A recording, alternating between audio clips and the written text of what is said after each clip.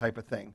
So welcome again this morning. It's been a crazy week since our last show. I think we'd all have to admit that with the EPA implementing basically cap and tax this week, and then we had the bizarre exchange of prisoners that the president orchestrated over the weekend, and the continuing to grow VA scandal. It just keeps going and going and going. And I think that the prisoner exchange was really a diversion from some of these more important issues, and we'll talk about that a little later in the show. But we're not going to be diverted. We're going to stay on topic, and we're going to talk about the things that are important to you, our listeners, and to all of us who are citizens. And one of the things that's really, really important, folks, is what the EPA did. And it's very significant to all of us, and quite frankly, does not make a lot of sense to me. I don't know if it makes much sense to you.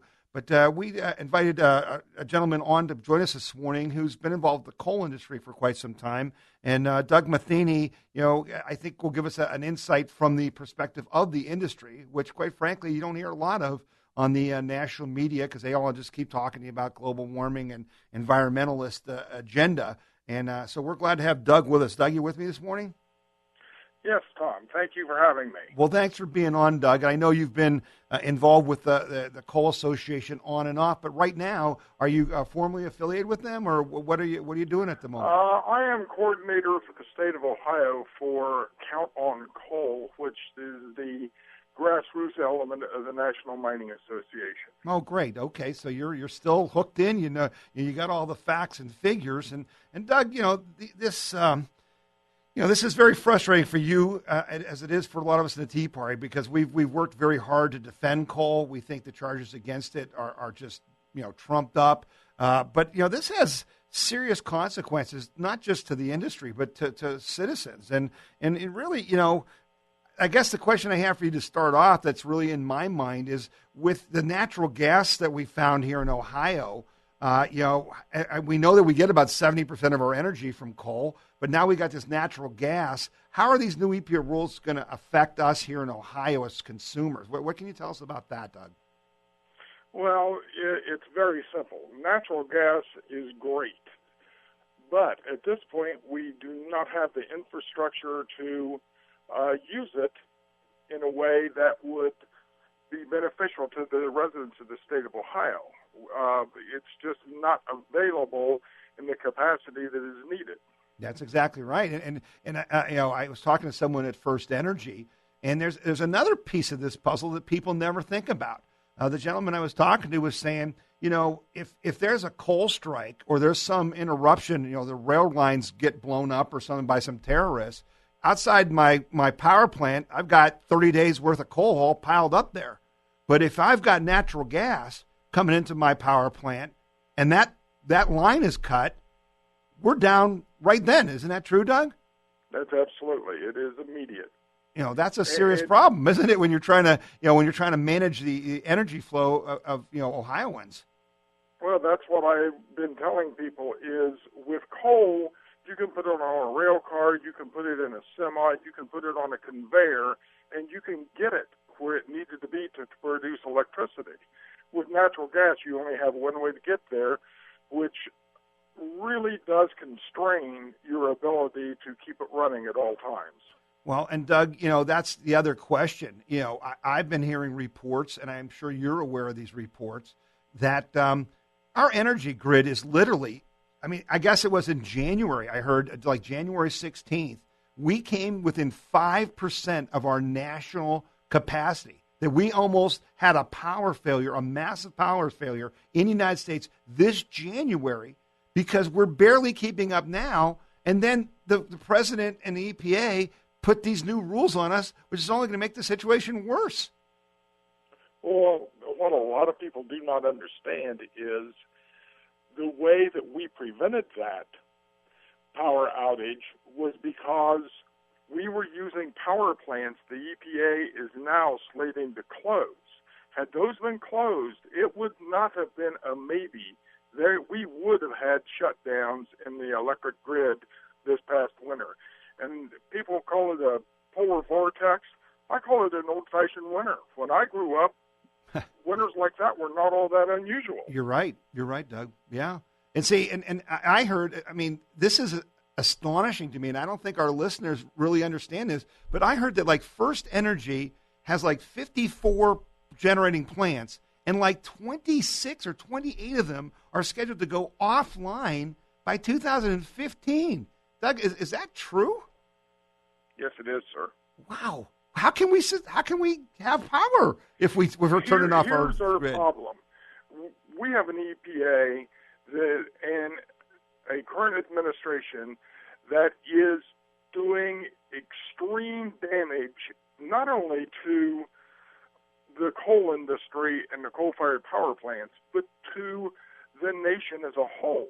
It's unbelievable what they're doing and the damage that's going to be created, the jobs that are going to be lost, not only to states like New York and California, which have always been more environmentally friendly, so to speak, but we're going to lose them to India, and we're going to lose them to China, where they understand that to prosper, you have to produce electricity at a reasonable cost.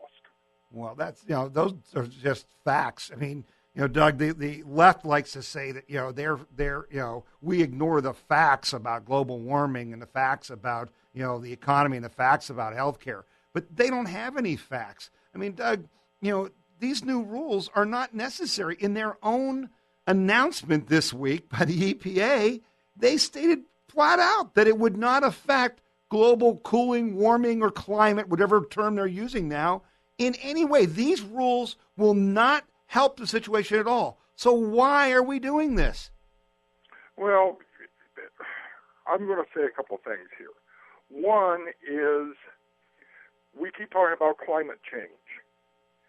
And I can't tell you one way or the other if the climate is changing. What I can tell you is the Earth has been around for 40 billion years. If you condense that down to a 2-week period, man has been on Earth for 3 days. To take it even further, the Industrial Revolution has been around for 31 seconds. Do we really think that we can affect the entire world's climate in a period of time no more than 13 seconds? Yeah. See, there's a word for that. It's called hubris, and it's mankind thinking that they're God, and we're not God. And this is why the Tea Party people, we always talk on this show, Doug, about see with your own eyes, hear with your own ears, think with your own brain. And in the case of pollution, Doug, you and I have been around for a long time. I can remember as a young boy growing up in Pennsylvania, going to Pittsburgh, and during the day it was dark because of the pollution in the sky. I can remember smelling rubber in the air here in Akron. The air has never been cleaner in your or my lifetime. Isn't that true? That is true. That is absolutely true. And if they closed every power plant that the coal is used in the United States, they might reduce carbon dioxide by 3%.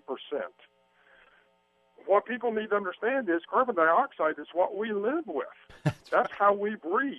That's right. So, and I've asked a lot of people, when did carbon dioxide become toxic? I would like someone to explain that to me. Yeah, and that's really what the court rulings have been about, because there was a fight to try to keep the EPA from doing this by saying that they can't regulate carbon dioxide, they can't regulate things like water vapor. But we have these activist judges who are following the same playbook. And Doug, what this is really about is control. This is the EPA ruling that just came out is really Obamacare for the energy sector. Okay, just like they're taking over the medical field and trying to control our health care.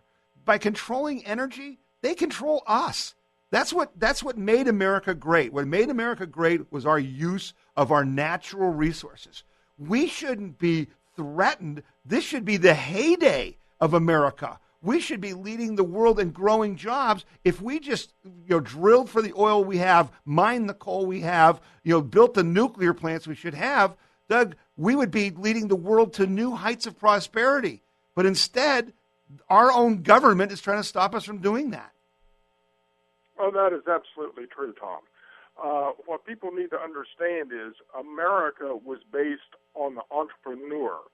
We believe, all of us believe, in the all-of-the-above strategy for energy production.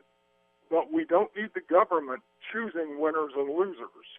We need to allow these other forms of energy to be technically correct and feasibly affordable to be used. At this point, the most affordable, the most abundant product to produce electricity in the United States is coal. That's right. And Doug, correct me if I'm wrong, but as I understand it, the coal industry has already improved its pollution footprint by like 90%, right? We're already doing what they ask, and they still want more. Yeah, they keep moving the bar on us, Tom. That's the problem. Yeah. We meet their specifications, and then they want to move the bar a little further. Wow. Well, Doug, I appreciate you coming on and telling us about that. Our listeners are interested, and we're going to be active to defend coal. And folks, we'll talk more about this after the break. But you're listening to Tea Party Talk with Tom Z. We'll be back in about 60 seconds.